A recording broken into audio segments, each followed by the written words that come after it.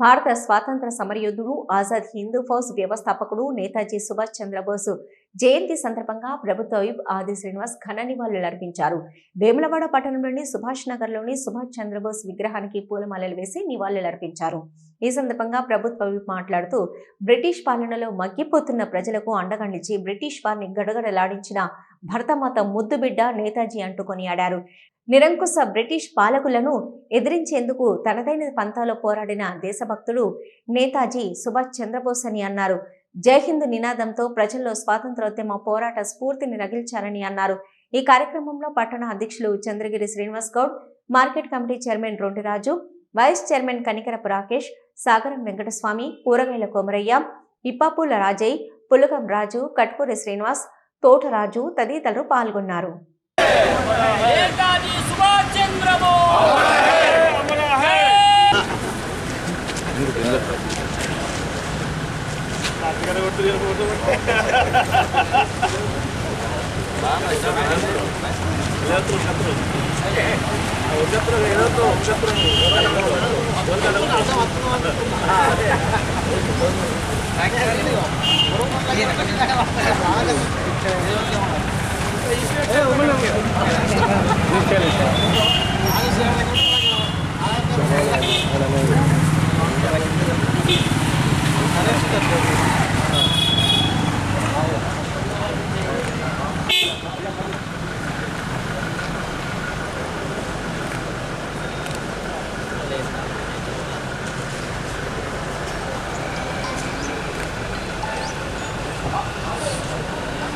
అన్నా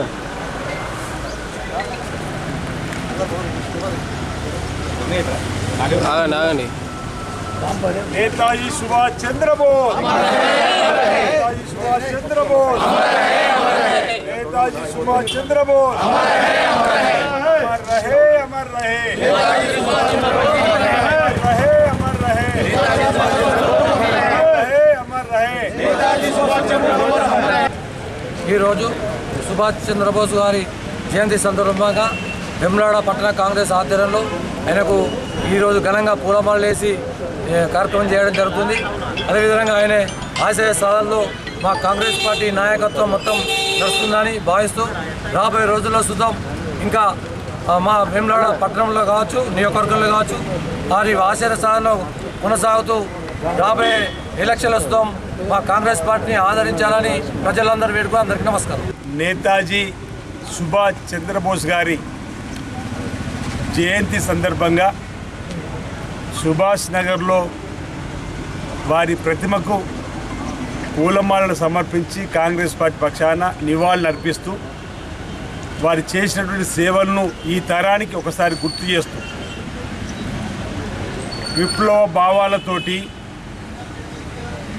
ఈ దేశాన్ని బ్రిటిష్ పరిపాలకులు పరిపాలిస్తున్న సందర్భంలో మన దేశానికి నియంతృత్వ పోకర్లకు వ్యతిరేకంగా, నియంత్ర పరిపాలన బ్రిటిష్ పరిపాలనకు వ్యతిరేకంగా స్వాతంత్ర ఉద్యమం ఉవ్వెత్తున మహాత్మా గాంధీ గారి నాయకత్వంలో నడుస్తున్నటువంటి వేళ సుభాష్ చంద్రబోస్ గారు సాహసోపేతమైనటువంటి నిర్ణయాలతోటి ఆనాటి బ్రిటిష్ ప్రభుత్వాన్ని గడగడలాడించినటువంటి మహోన్నతులైనటువంటి సుభాష్ చంద్రబోస్ గారి యొక్క జయంతి సందర్భంగా వారికి నివాళులు అర్పించుకోవడం, మన దేశానికి ఎనలేని సేవలు అందించినటువంటి వారికి గుర్తింపునిపించుకోవడం, మనకు మనం గౌరవించుకోవడం విధంగానే భావించాల్సిన అవసరం ఉందన్నమాట సందర్భంగా చెప్తూ, భావాలు వేరైనా, అభిప్రాయ భేదాలు వేరైనా, భిన్నాభిప్రాయాలు దేశ స్వాతంత్ర ఉద్యమంలో మహాత్మా గాంధీ గారితో వారు మాట్లాడిన వారి లక్ష్యం ఈ